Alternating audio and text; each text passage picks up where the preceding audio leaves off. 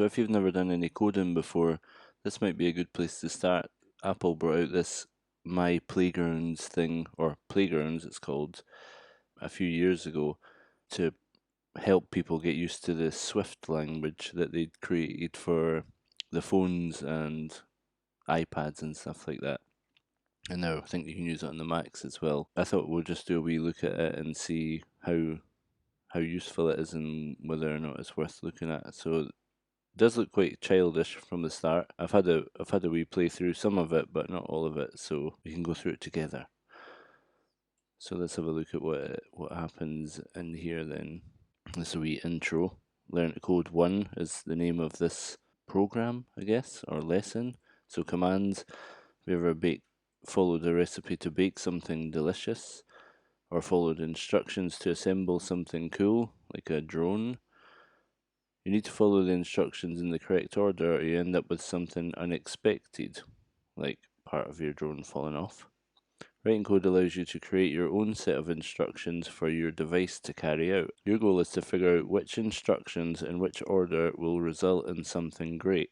And this guy, Byte, is going to be our guy who's going to help us find the great things. You'll start by writing commands to move a character named Byte around a puzzle world, performing tasks. For example, you'll tell Byte to move forward, and then he'll move forward. Collect a gem, or collect a gem. And then he jumps up and collects it. Notice the mashed together words. Code is punctuated and spaced like human languages, but commands have no spaces between words. Collect gem. Commands always end in parentheses. You'll see why later. And then we can hit start coding and get right into it.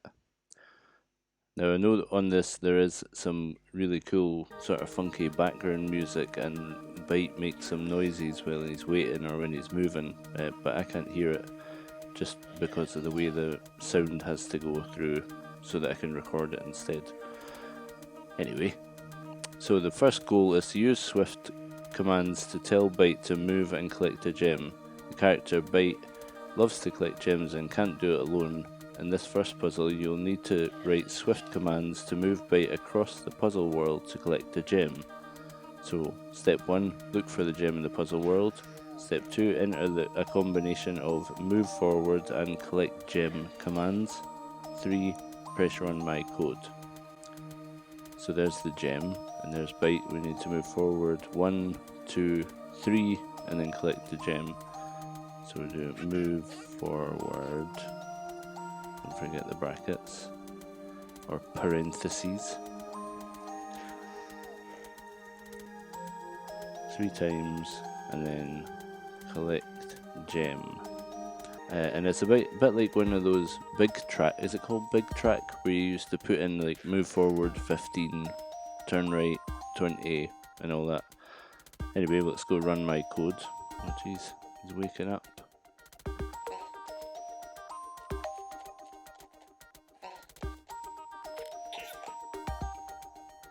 There we go, it's going a bit laggy. Anyway, congratulations, you've written your first lines of Swift code. Byte performed the commands you wrote and did exactly what you asked, in exactly the order that you specified. See, that's the tricky bit, that's what's going to catch you out if you tell them to do something by accident in the wrong order. Right, so the second page here. Combine move and turn movements to collect the gem.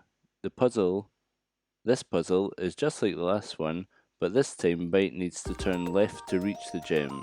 You can use commands from the previous puzzles as well as the new command turn left. Alright, so we've got turn this time, right, so plan the commands. You need to make Byte move to the gem and collect it. Enter your commands in the code area, run your code.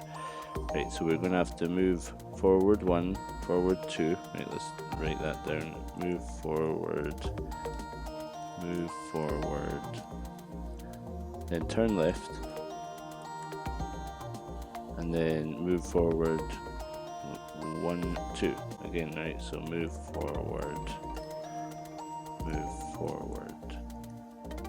Okay, and then we'll run it in super speed. Oh no, we forgot to collect the gem. Right, here we go. I don't know why it's going so slow today. Right, so he's like standing there like, what now? Collect gem. Right, I think that's him finished. Right, let's run it again, see if he'll do it this time. Okay, here we go. And he's collected it. You've written more complex code and you've learned that in the order of the commands is important. Including a command for each step is important too. If you accidentally leave one out, Byte won't be able to finish the task. Yeah, we accidentally did that, but we fixed it. So that's all part of it. Right, so this time, collect the gem, then toggle the switch. Right, okay, so far you've learned how to make Byte move around and collect a gem. In this puzzle, you'll use another new command, toggle switch. A switch might be toggled open or closed. Closed switches are off and awaiting activation. Open switches are on and show a light inner core. Enter the commands to move Byte to the gem, then collect it. Continue entering commands to move Byte to the switch, then toggle it, then run your code. Right, so go to the gem first. Right, we can move this. So we're going to go forward 1, 2, and then turn left. So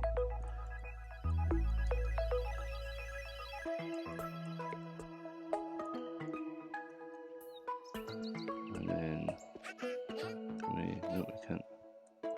Turn left, and then move forward 1 again, and then collect the gem. So we should be here, and then we've collected it, right? And then we do move forward again. Oh, that's not how you spell that. Forward again, turn left again, then move forward. So we should be here now. Move forward again, and then toggle switch. Right, let's give that a bash and see how he gets on there. We'll try and run it fast again this time. Right, here we go. Good. Fantastic. Use the right commands in the right order to make Byte complete the task. You've got this. Right, so that's a wee start look at that Playgrounds, and I think this is a fairly recent one, or I'm not sure if Learn to Code 1 is like the original, but it seems to be pretty relevant anyway. So come back next time and we'll do a subscribe, and then next time we'll put a video up. It'll be about portal teleportation next time. Definitely want to subscribe for that. Leave a like if you enjoyed that, if you found it useful, and I will see you next time. Thanks.